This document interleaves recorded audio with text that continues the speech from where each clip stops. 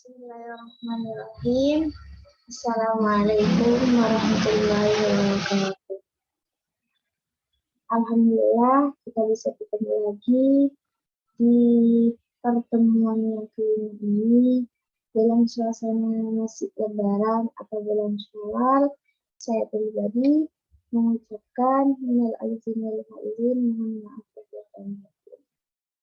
Semoga kita bisa sampai pada Ramadan seterusnya. Alhamdulillah kita bisa meneruskan materi yang sudah kita pelajari. Maka saya akan menyampaikan materi kelima tentang perkembangan ilmu biologi, fisika, dan kimia menurut ilmu pengetahuan Barat dan Al-Quran atau agama Islam. Di sini saya akan menjelaskan tentang yang pertama tentang ilmu biologi. Ilmu biologi ditinjau dari ilmu pengetahuan Barat. Penemuan dan catatan tentang fosil tidak dapat memberikan petunjuk tentang asal muasal kehidupan karena fosil-fosil tertua yang ditemukan adalah organisme yang rumit. Kemudian para ahli menyusun pemikiran mengenai asal mula kehidupan. Nah, jadi asal mula kehidupan itu kalau dalam dunia Barat itu, dalam pengetahuan Barat itu tidak ditemukan, tidak terketahui. Mungkin bisa dikatakan tidak bisa dijangkau dengan akal. Anggapan kuno dikemukakan oleh Aristoteles dengan teorinya abiogenesis atau generation spontan yang menerangkan bahwa makhluk hidup terjadi dari benda mati. Itu menurut pemikiran Aristoteles. Kemudian muncul teori baru yang mendasarkan anggapan modern, yaitu teori omnitivum ex vivo dan omniovum ex vivo, yang artinya bahwa makhluk hidup berasal dari telur dan semua telur berasal dari makhluk hidup. Jadi kalau teori-teori Barat itu masih menggunakan teori atau dalam pola pikir mereka. Mungkin dalam pola pikir penemuan mereka. Nah, kemudian yang menurut yang terakhir ini, menurut anggapan modern itu, kan di sana menjelaskan tentang makhluk hidup berasal dari telur dan telur berasal dari makhluk hidupnya. Dari teori itu dapat disimpulkan bahwa kehidupan dapat terjadi hanya karena telah ada kehidupan sebelumnya. Akan tetapi teori ini belum dapat menjawab pertanyaan asal mula kehidupan yang pertama di bumi ini, karena hanya menerangkan perkembangannya saja, perkembangan makhluk hidup selanjutnya.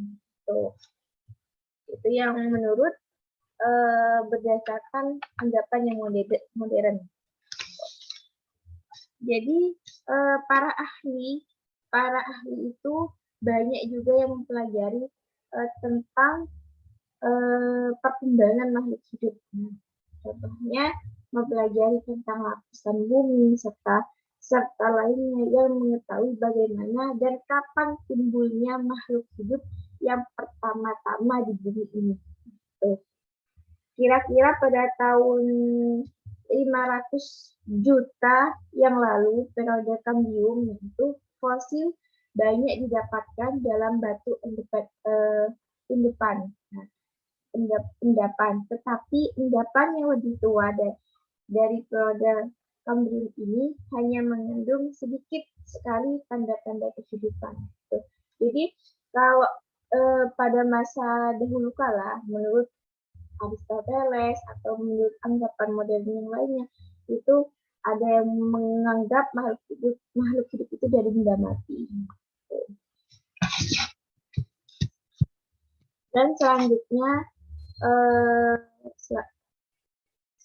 ini pada tahun 1893 Howard Urey, ahli kimia dari Universitas of Chicago dengan teori Urey berpendapat bahwa bumi kaya akan molekul-molekul atau metana atau juga di sini HN3 atau amoniak serta H2 dalam bentuk gas karena pengaruh aliran listrik halilintar dari radiasi sinar kosmos. Nah, di sini unsur tersebut berbentuk asam amino. Mungkin asam amino saya kan belum tahu. Jadi mungkin yang pernah belajar biologi atau fisika dan kimia mungkin ada yang jurusan IPA dulu mungkin lebih tahu gitu ya. Yang merupakan komponen penting dari protoplasma yang merupakan substansi dasar sel makhluk hidup. Teori ini dipandang sebagai dasar konsep tentang terjadinya makhluk hidup menurut biologi modern, yaitu mungkin kita pernah mendengar asam amino yang biasanya ada di sponsor-sponsor, ada di minuman atau ada di makanan, gitu. Atau ada di obat-obatan. Karena saya dulu belum pernah belajar biologi, mungkin pernah saat SMP, gitu. SMA-nya mungkin bukan jurusan biologi, mungkin saya belajar dari awal gitu, tentang bagaimana apa itu biologi, apa itu fisika dan kimia. Gitu. Jadi mungkin apa yang saya ucapkan, apa yang saya terangkan dan saya jelaskan mungkin kalian kurang paham, kalian kurang jelas, mungkin saya salah mengucapkan atau saya salah menjelaskan, mohon dimaklumi ya, karena saya juga baru mempelajari tentang apa itu biologi. Karena saya SMA-nya itu luar dari materi ini. Mungkin ini masih materi dasar ya, karena ini mata kuliah tentang ilmu alamiah dasar. Jadi mungkin masih belum menjurus pada keekonomiannya. Jadi di sini saya lanjutkan ya. Jadi di sini tentang biologi ditinjau dari segi agama Islam, dari Al-Quran. Tantangan biologi molekuler terhadap konsep-konsep kemanusiaan tradisional dan agama dari kehidupan manusia perlu dipikirkan secara serius. Tidak hanya mengenai hakikat kehidupan makhluk hidup saja, atau selain itu, selain juga tujuan dan nilainya.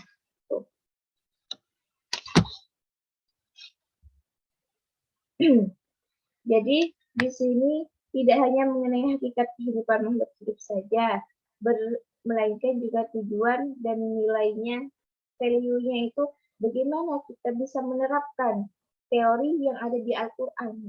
Kan banyak teori biologi, kimia, dan selainnya itu yang sudah dijelaskan dalam Al-Quran. Jika organisme manusia dapat berpura-pura dikecilkan menjadi sebuah gabungan protein dan asam amino, itu yang sudah dijelaskan di depan tadi, yaitu hampir tidak dapat dibedakan pada tingkat molekuler dan asam amino. Tuh.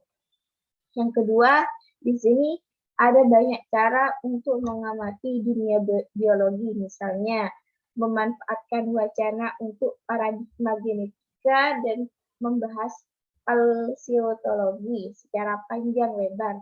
Jadi meskipun demikian, kajian intelektual terbesar dalam sejarah ini, biologi dapat ditemukan dalam fisiobiologi.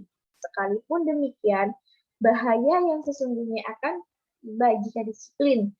Biologi mendorong pencairan karakter moral, tidak melalui medium biologis, melainkan mengambil paradigma naturalistik. Kekuasaan biologis atas moralistik adalah surga bagi para kaum determinis. Jadi dalam Al-Quran di surat Al-Ahzab juga dijelaskan bahwa sesungguhnya jadi dalam Al-Quran itu juga ada kaitannya tentang ilmu biologi. Ya. Contohnya di sini dalam Al-Quran surat Al-Ahzab.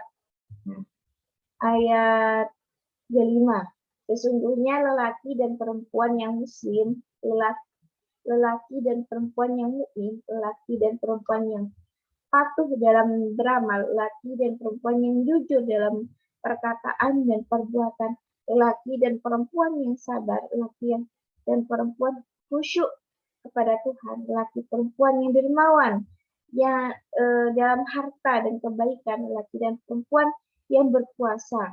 Itu otomatis perempuan yang banyak menyebut nama Allah, pada Allah disediakan ampunan pada pahalanya.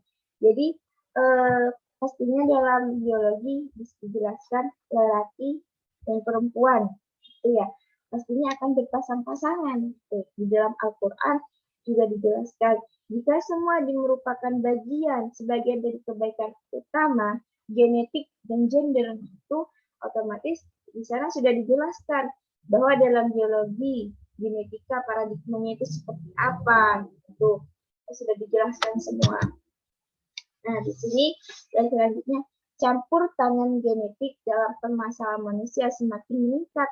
Biologi sebagai ilmu yang membahas genetika dan memegang peranan penting. Biologi tidak kebal terhadap kecenderungan-kecenderungan ilmiah yang lazim. Sehingga mau tak mau ilmu ini mengekor pandangan dunia sains modern.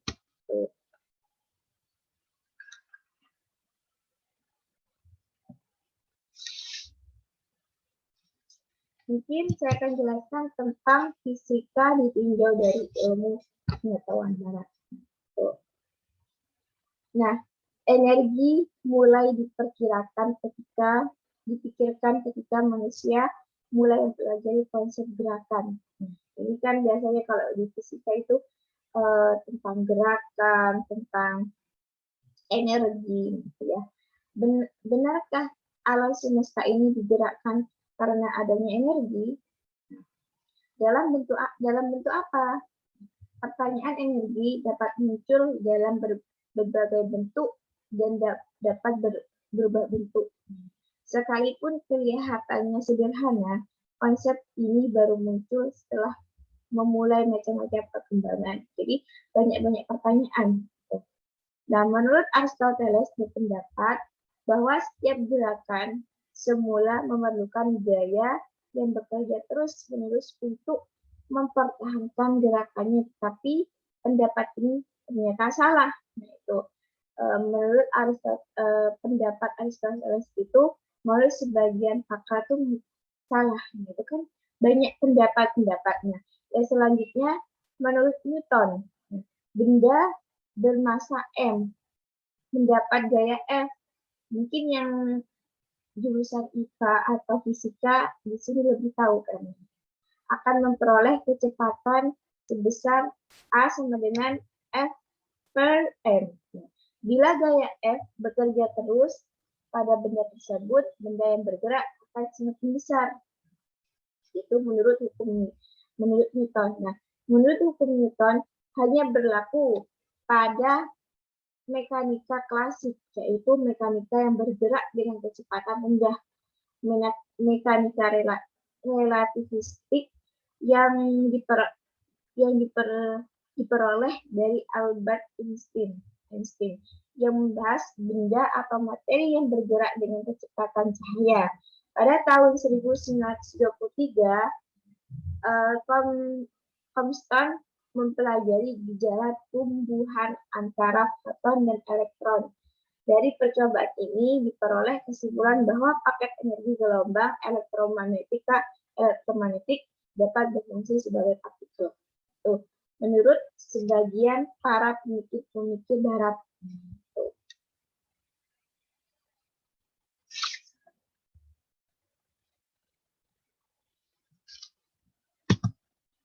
Dan selanjutnya di sini fisika ditinjau dari segi agama Islam.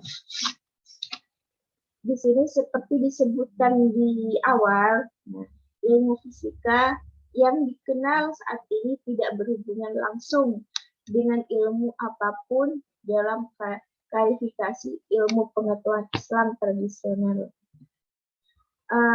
Akan tetapi ada 3 bidang utama yang kita kenal sebagai ilmu fisika yang sangat menarik perhatian kaum muslim dan melahirkan tujuan besar.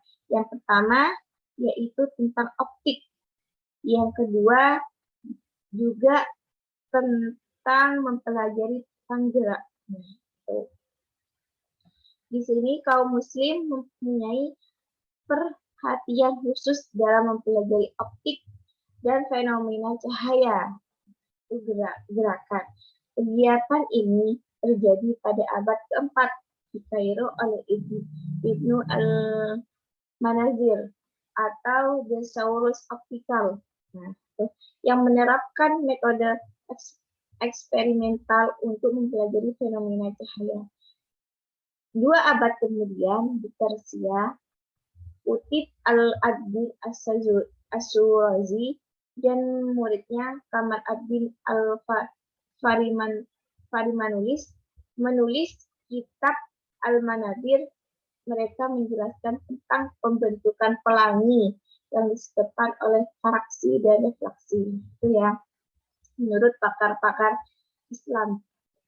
Bidang fisika kedua yang dipelajari kaum muslimin adalah gerak. Yang pertama itu tentang optik, dan kedua tentang gerak.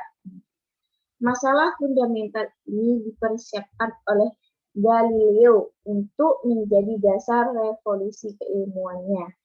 Nah, menurut Ibnu Sina, mungkin sudah terkenal ya, mungkin sering didengar oleh kalian, mengemukakan gagasan ini beberapa tulisan filosof Kristen sebelumnya, yaitu John Philoponus. Dalam kritiknya, Ibnu Sina menemukan perkembangan doktrin baru tentang inklinasi dan juga gagasan tentang momentum. Di sini dijelaskan bidang fisika yang dipelajari kaum muslim adalah masalah tentang berat ukuran serta tradisi Archimedes yang menyangkut menentukan berat spesifik pengukuran berat atau volume. Ya. Gagasan kemudian dikembangkan oleh para fisikawan dan ahli matematika muslim sehingga muncul sejumlah besar karangan mengenai hal ini, dan yang paling terkenal dalam karangan ini yaitu tentang karangan Al-Biruni serta Al-Khazini. Ya. Yang kedua di sini tentang kimia, yang selanjutnya di sini tentang kimia ditinjau dari ilmu pengetahuan barat.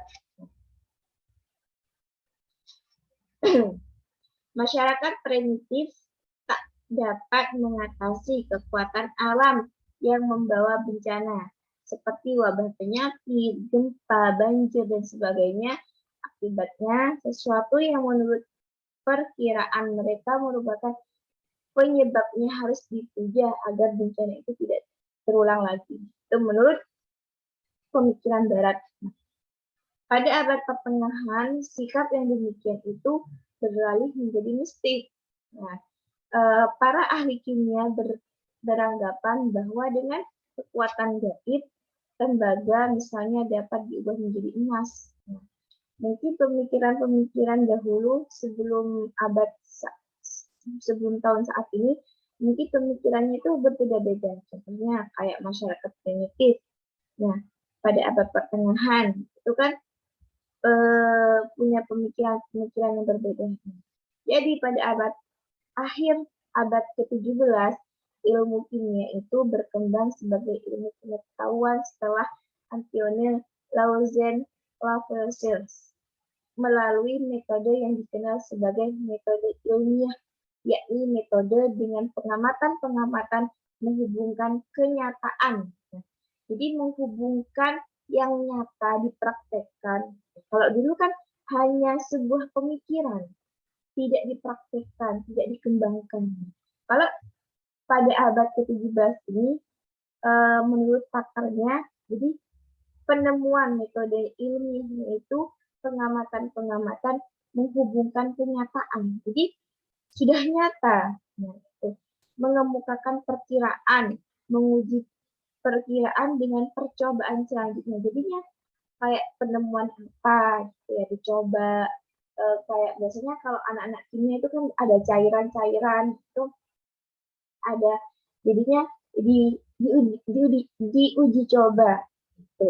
Dan akhirnya menarik kesimpulan dengan hal ini, Lavoisier ini menyelidiki secara kuantitatif pembakaran zat-zat seperti besi, timah, dan sebagainya. Itu kan biasanya ada zat-zat kimia itu yang berhubungan yang diuji coba lagi. Gitu. Seperti zat-zat ini seperti apa, bisa dikembangkan di mana. Gitu. Jadinya ada uji coba, jadinya ada prakteknya. Sudah nyata. Kalau dulu kan hanya pemikiran, hanya apa ya, tidak dikembangkan, hanya pemikiran saja, hanya mengira-ngira. Kalau ini kan menemukan, diperkirakan, diuji coba, dan dipraktekkan. Jadinya ada metamorfosisnya, ya. Nah, selanjutnya dalam era industrialisasi saat ini diperlukan kemampuan manusia yang lebih unggul. Keunggulan manusia ini diperoleh dari hasil penggunaan akalnya, yaitu melalui pengetahuan IPA atau teknologi.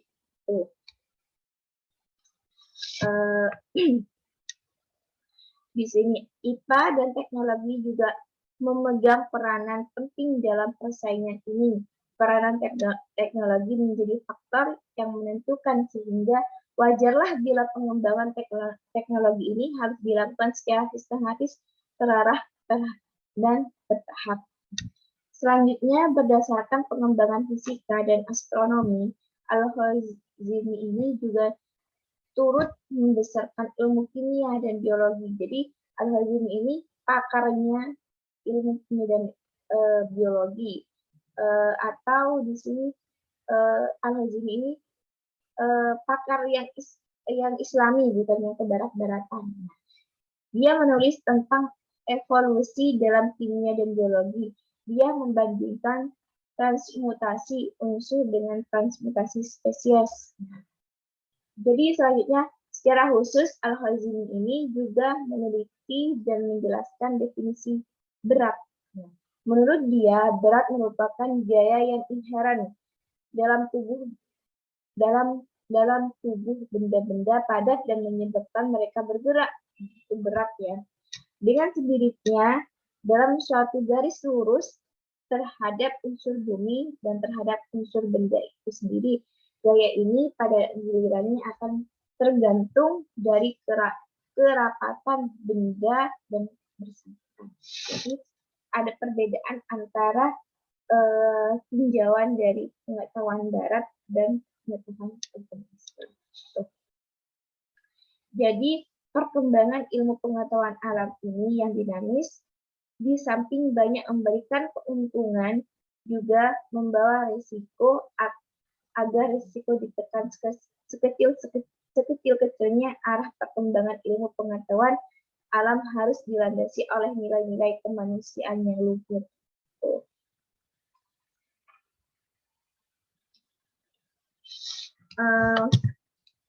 Mungkin hanya ini yang bisa saya sampaikan. Mungkin apa yang saya sampaikan kurang jelas atau kurang maksimal. Saya mohon maaf, karena kita di sini juga sama-sama belajar, juga sama-sama mengasah apa yang kita punya, bisa juga disalurkan. Mungkin apa yang saya sampaikan kurang memuaskan, mungkin lebih kalian yang lebih tahu, kan mungkin ini kan pelajaran tentang biologi, fisika, dan kimia.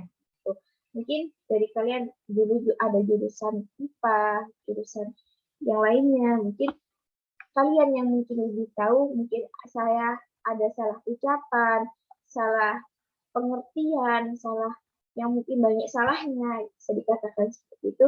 Saya mohon maaf, kita di sini sama-sama belajar, sama-sama mengasah kemampuan kita, sama-sama menyalurkan apa yang saya tahu, saya salurkan agar bisa dimanfaatkan oleh kalian. Mungkin kurang lebihnya saya mohon maaf. Bisa bertemu lagi di minggu depan.